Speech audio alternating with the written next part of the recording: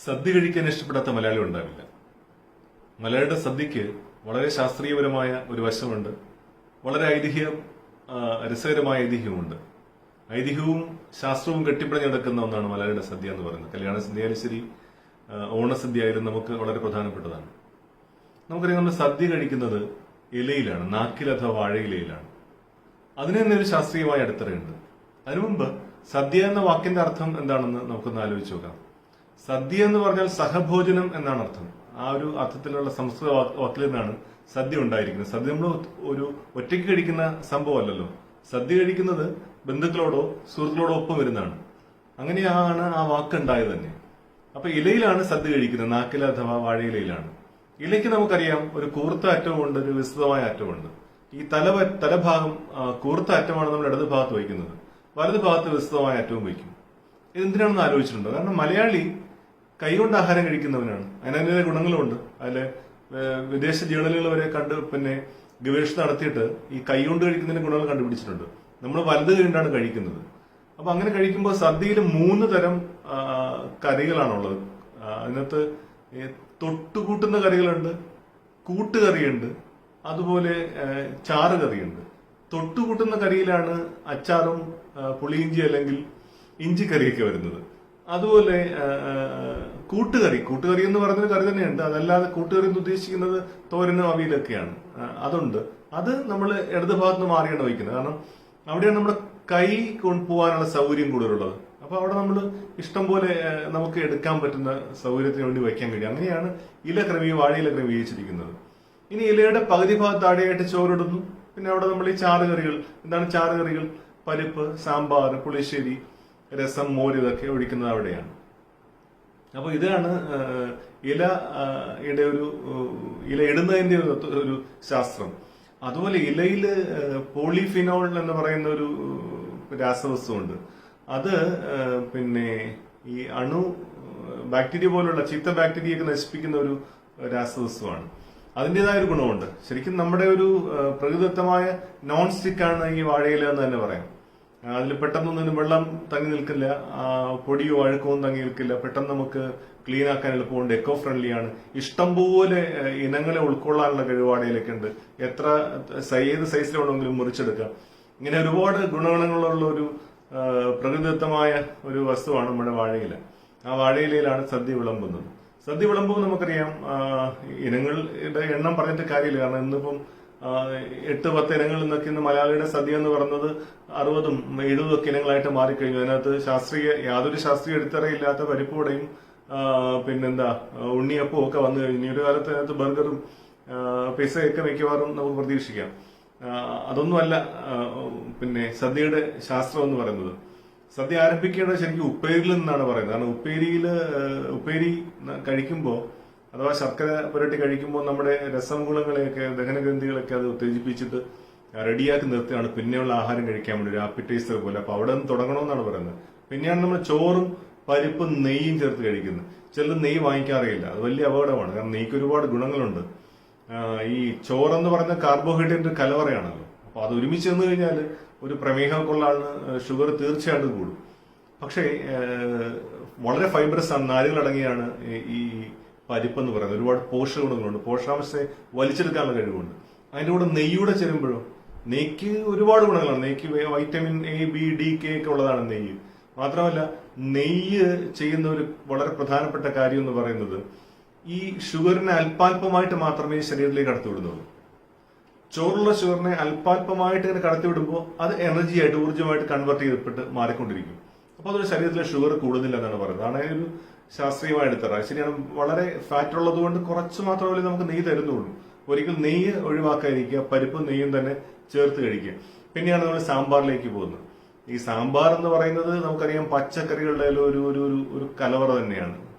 അതിലില്ലാത്ത പച്ചക്കറിയൊന്നുമില്ല. വെണ്ടയായാലും വഴുതനങ്ങയായാലും ശരി, മുരിങ്ങയ്ക്ക ആയാലും ഉരുളക്കിഴങ്ങായാലും ഒക്കെ ചേർന്ന് കായം കൂടാകുമ്പോൾ ദഹനത്തിനുമായി.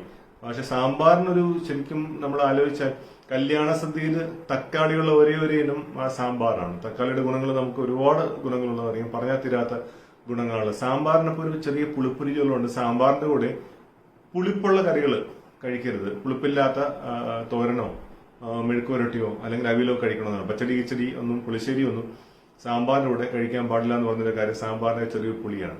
സാമ്പാറിനെ അവിയലിനെ സംബന്ധിച്ച് ചില അഭിപ്രായ വ്യത്യാസമാണ്. ഇത് രണ്ടും മലയാളിയുടെ തനത് കറി അല്ല എന്നാണ് പറഞ്ഞത്. കാരണം പണ്ടത്തെ ആയിരാജ്യം തിരുനെൽവേലി വരെ വ്യാപിച്ചു കിടന്നുകൊണ്ട് ഒരു തമിഴ്നാടിന്റെ സ്വാധീനത്തിൽ വന്ന രണ്ട് കറികളാണ് ഈ സാമ്പാറും അവിയലും എന്ന് പറയുന്നത്. അതിൽ അവിയലിന് തന്നെ ഈ സാമ്പാറിനെ പോലെ ധാരാളം പച്ചക്കറികളുള്ള അവിയലിന് ഒരു കൈതിഹ്യമുണ്ട് ഭീമനുമായിട്ട്. പാണ്ഡവന്മാര് പണ്ട് വേഷപ്രച്ഛന്നായിട്ട് പോയിരുന്ന പോയിരുന്ന കാലത്ത് അജ്ഞാതവാസത്തിൽ കഴിഞ്ഞ കാലത്ത് വിരാട രാജ്യത്ത് ചെല്ലുകയും വിരാട രാജാവ് അവർക്ക് ഓരോരുത്തർക്ക് ഓരോ ജോലി കൊടുക്കുകയും ഭീമനെ നേരെ കുച്ചിനിയിൽ അടുക്കളയിൽ ഇടുകയും ചെയ്തെന്നാണ്. ഭീമന് ഈ പാവം ഭീമന് കുസ്തിയും ഗതായുധവും അല്ലാതെ അടുക്കള പണി അറിയില്ലല്ലോ. അങ്ങനെ ഭീമന് ഒരു ദിവസം ആഹാരം പാചകം ചെയ്യേണ്ടത് പോലെ വന്നു. ഭീമൻ എന്തെന്ന് വെച്ചാൽ കൈ കിട്ടി പച്ചക്കറിയെല്ലാം മേശപ്പുറത്ത് വെച്ച് ബോളെടുത്ത് അരിഞ്ഞു വെട്ടി അവിടെ കണ്ട തൈരും ബാക്കി ഉപ്പും ഒക്കെ ഇട്ടൊരു കറി ഉണ്ടാക്കിയാണ് അവിയലെന്ന് പറയുന്നത്. അങ്ങനെയാണ് അവിയലിന്റെ ഒരു ചരിത്രം, അവിയലും ഭീമനാളുടെ ചരിത്രം. അപ്പൊ അവിയലും ശരിക്കും അവിയലിനകത്ത് കട്ടത്തൈര് ചേരുന്നുണ്ട്. കട്ടത്തൈരിന്റെ ഗുണം അതാണ്, നല്ല ബാക്ടീരിയ ഉണ്ട് കട്ടത്തൈരില്. അത് നമ്മുടെ ദഹന വ്യവസ്ഥയ്ക്ക് വളരെ നല്ലതാണ്. അപ്പൊ അതുകൊണ്ട് തൈര് ചേർന്നായതുകൊണ്ട് അവിയൽ വളരെ ഗുണമുള്ള സംഗതിയാണ്. പിന്നെ സാമ്പാർ കഴിഞ്ഞാൽ നമ്മൾ നേരെ പായസത്തിലേക്ക് പോകുന്നത്. പായസം നമുക്കറിയാം, പായസമുണ്ട് പ്രഥമനുമുണ്ട്. അതിൽ പായസം പാല് ചേർന്നതാണ് പായസം. പാലെന്ന് പറയുന്നത് പശുവിന്റെ പാലാണ്. മറിച്ച് പ്രഥമനിലാണെങ്കിൽ പശുവിന്റെ പാലല്ല, തേങ്ങാപ്പാലാണ്. അവിടെ 1, 2, 3 പാലൊക്കെ ഉണ്ട്. ഈ രണ്ടിലെയും വേവിൽ വ്യത്യാസമുണ്ട് പ്രഥമനും പായസവും തമ്മിൽ. അതിൽ തന്നെ പായസത്തിലും പ്രഥമനിലും തന്നെ പായസത്തിൽ തന്നെ ശർക്കര പായസവും ശർക്കര ചേർത്തുമുണ്ട്, പഞ്ചസാര ചേർത്തുമുണ്ട്. അത് മധുരത്തിന്റെ വ്യത്യാസത്തിനനുസരിച്ച് അത് മാറും. അപ്പൊ ഈ പായസം കഴിച്ചു കഴിഞ്ഞാൽ ഉള്ള ഒരു മത്ത് ചൊരുക്ക് തീർക്കാനാണ് പച്ചമോര് കുടിക്കുന്നത്. പച്ചമോരിലും ഈ ഒരു ബാക്ടീരിയ ഉണ്ട്, നല്ല ബാക്ടീരിയ ഉണ്ട്. അത് ഈ ചൊരുക്കിനെയൊക്കെ നമുക്ക് മത്ത് കുറയ്ക്കാൻ സഹായിക്കുന്നു. പിന്നെയാണ് രസം വരുന്നത്. രസം നമുക്കറിയാം കായത്തിന്റെ ഒരു സാന്നിധ്യം ഉള്ളതുകൊണ്ട് ദഹനത്തിന് നന്നായിട്ട് സഹായിക്കുന്ന ഒരു വസ്തുവാണ് രസം എന്ന് പറയുന്നത്. ഇതിനകത്ത് വളരെ പ്രധാനപ്പെട്ട ഒരു കാര്യമാണ് ഈ ഇഞ്ചിക്കറി. നമ്മുടെ സൗത്ത് കേരളയിൽ ഇഞ്ചിക്കറി എന്നും ബാക്കി ഭാഗങ്ങളിലൊക്കെ പുളിയിഞ്ചി എന്നൊക്കെ പറയുന്ന, പുളിയിഞ്ചി വേറെന്നാണ്, ഇഞ്ചിക്കറിയും വേറെന്നാണ്. ഇത് രണ്ടിലും ഇഞ്ചിയുണ്ട്, ശർക്കരയുണ്ട്.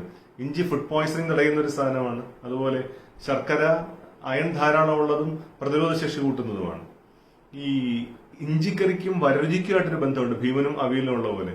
വരരുചി ധാരാളം യാത്ര ചെയ്യുന്ന ആളാണ്. ഒരിക്കൽ യാത്ര ചെയ്തപ്പോൾ ഒരു വീട്ടിൽ ചെന്നൊരു പെൺകുട്ടിയെ കണ്ട് മോഹിച്ച് കല്യാണം കഴിക്കാൻ ആഗ്രഹിച്ച് അവളൊന്ന് പരീക്ഷിക്കണമെന്ന് കഴിഞ്ഞിട്ട് അദ്ദേഹം അവളോട് പറഞ്ഞു 100 കറികളുള്ള സദ്യ ഉണ്ടാക്കാൻ പറഞ്ഞപ്പോൾ അവള് ബുദ്ധിമതി ആയതുകൊണ്ട് ഇഞ്ചിക്കറി മാത്രം ഉണ്ടാക്കിയതാണ്. കാരണം ഇഞ്ചിക്കറി 100 കറികളുടെ ഗുണം ചെയ്യുമെന്നാണ്.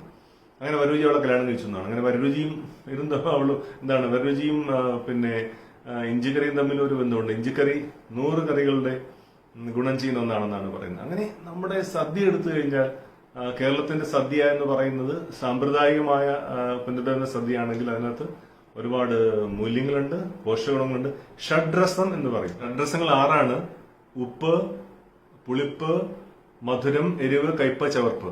ഇത് 6 സമഞ്ജസമായിട്ട് സമ്മേളിക്കുന്ന, സമതുലിതമായിട്ട് വർത്തിക്കുന്ന ഒരേ ഒരു സമ്പ്രദായം നമ്മുടെ സദ്യയാണ്. നമ്മുടെ സദ്യ കഴിക്കുമ്പോൾ സദ്യയായിട്ട് കഴിക്കാൻ ശ്രമിക്കുക. സദ്യ ഒരുക്കുമ്പോൾ സദ്യ സാമ്പ്രദായികമായ രീതിയിൽ അതിന്റെ ശാസ്ത്രീയ അടിത്തറയിൽ ഊന്നിന്നുകൊണ്ട് വെറുതെ പരിപ്പോടെയും പിന്നെ ഉഴുന്നുവടയും ബോണ്ടയും ഒന്നും ചേർത്ത് വയ്ക്കാതെ അതിനെ ഡൈലൂട്ട് ചെയ്യാതെ ദൈവമായിട്ട് സദ്യ ഒരുക്കുക എന്നാണ് എനിക്ക് പറയാനുള്ളത്. ഒരു കാര്യം കൂടെ പറഞ്ഞു നിർത്താം. സദ്യയും കുഞ്ചൻ നമ്പ്യാരും തമ്മിലൊരു കഥയുണ്ട്. കുഞ്ചൻ നമ്പ്യാര് ചെമ്പകശ്ശേരി രാജാവിന്റെ ക്ഷണം സ്വീകരിച്ച് അവിടെ എത്തി ഊണ് കഴിച്ച ശേഷം രാജാവ് സദ്യ പിരിച്ചു വെച്ചപ്പോൾ 4 വരി കവിത ചൊല്ലി മനോഹരമായിട്ട് അതിനെ പുകഴ്ത്തുകയും ചെയ്തു. തിരിച്ച് തിരുവനന്തപുരത്ത് നിന്നപ്പോൾ തിരുവനന്തപുരത്തെ രാജാവ് ക്ഷുഭിതനായിട്ട് നിൽക്കുകയാണ്. കാരണം ചെമ്പകശ്ശേരി ഊണിനെ അദ്ദേഹം പുകഴ്ത്തിയല്ലോ. പക്ഷെ കുഞ്ചൻ നമ്പ്യാർ യൂട്ടേൺ അടിച്ചു. ഇതേ കവിത തന്നെ ചൊല്ലിയിട്ട് അതിന് വിപരീതാർത്ഥം പറഞ്ഞു കൊടുത്തു. കവിത എനിക്ക് ഓർമ്മിച്ചു വയ്ക്കാൻ വലിയ പാടുള്ളതാണ്, അത് ചൊല്ലിത്തരാൻ, എങ്കിലും ശ്രമിക്കാം. പത്രം വിസ്തൃതമത്ര തുമ്പമലർ തൊറ്റോടീടിനോരന്നവും പുത്തന്നെയ് ഇനിയപ്പഴുത്ത പഴം കാളിപ്പഴം കാളനും. പത്രം വിസ്തൃതമത്ര, അതായത് വളരെ വിസ്തൃതമായ ഇലയിലാണ് വിളമ്പുന്നത്. പത്രം വിസ്തൃതമത്ര തുമ്പമലർ തോറ്റോടീടിനോരന്നവും. തുമ്പമലർ പോലും തോറ്റുപോകുന്ന മൃദുവും കുഴയാത്തതുമായ ചോറെന്നാണ്.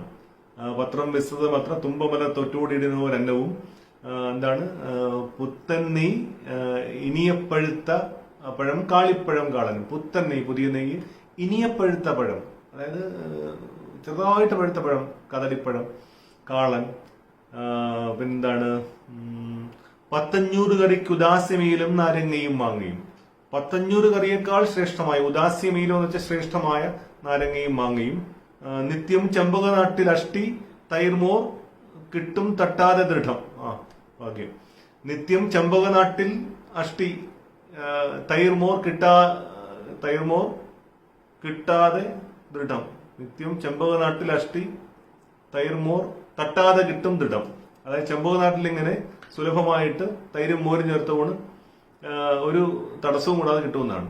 അപ്പൊ ഇത് അവിടെ ചെന്ന് തിരുവനന്തപുരത്ത് പറഞ്ഞപ്പോ പത്രം വിസ്തൃതമത്രയുടെ കൂടെ തുമ്പയും കൂടെ അങ്ങ് ചേർത്തു. പത്രം വിസ്തൃതമത്ര തുമ്പയെ പോലെ ചെറിയില്ല എന്നാക്കി. അവിടെ പത്രം വിസ്തൃതമത്ര എന്നേ പറഞ്ഞുള്ളൂ, തുമ്പയെ പോലെ ചെറിയില്ല. പത്രം വിസ്തൃതമത്ര തുമ്പ മലർ തോറ്റോടിയിടുന്നോ രംഗവും എന്ന് വെച്ചാൽ മലര് പോലത്തെ അന്നം, കുഴയുന്ന ചോറ്, കുഴഞ്ഞു പോകുന്ന ചോറ് എന്നാക്കി. പിന്നെ പുത്തൻ നെയ് ഇനിയ പഴുത്ത പഴം കാളിപ്പഴം കാളൻ എന്നുള്ളത് പുത്തൻ നെയ്യുടെ കൂടെ ഇനിയെ ചേർത്തു. പുത്തൻ നെയ് ഇനിയ എന്ന് വെച്ചാൽ പുതിയ നെയ്യാണ്, പക്ഷെ കുറച്ചേ ഉള്ളൂ എന്നാണ്. പുത്തൻ നെയ് ഇനിയെ പഴുത്ത പഴം കാളി എന്നാക്കി. പഴുത്ത പഴം ചീഞ്ഞുപോയി. പുത്തൻ നെയ് ഇനിയ പഴുത്ത പഴം കാളിപ്പഴം കാളനും പഴം കാളൻ ചീഞ്ഞുപോയ പഴയ കാളൻ. ഈ തരത്തില് പിന്നെ എന്താ പറഞ്ഞത്, 1500 കറിക്ക് ഉദാസ്യമീലും നാരങ്ങയും മാങ്ങിയും. അവിടെ 1500 കറിക്കേക്കാൾ ശ്രേഷ്ഠമായെന്നുള്ള ഇവിടെ മാറ്റിയിട്ട് 1500 കറിക്ക് ദാസ്യമീലും, 1500 കറിയുടെ മുമ്പ് പോയി ദാസ്യപ്പണി ചെയ്യുന്ന അത്ര മോശമായ നാരങ്ങയും മാങ്ങിയും എന്നാക്കിയിട്ട് നിത്യം ചെമ്പക നാട്ടിൽ അഷ്ടി തൈർമോർ തട്ടാതെ കിട്ടുന്നിടത്തെ വ്യാഖ്യാനിച്ചിട്ട് നിത്യം ചെമ്പക നാട്ടിൽ അഷ്ടി, ചെമ്പക നാട്ടിൽ എന്നും അരിയുണ്ട്, പക്ഷെ അത് തൈരും മോരും കൂടാതെ സുലഭമായിട്ട് കിട്ടുന്ന ഒന്നല്ല, ഇല്ലാതെ കിട്ടുന്ന, തൈരും മോരും ഇല്ലാതെ കിട്ടുന്ന ഒന്നാണ് എന്നുള്ള തരത്തിലൊക്കെ ആക്കി മാറ്റിയെന്നാണ്.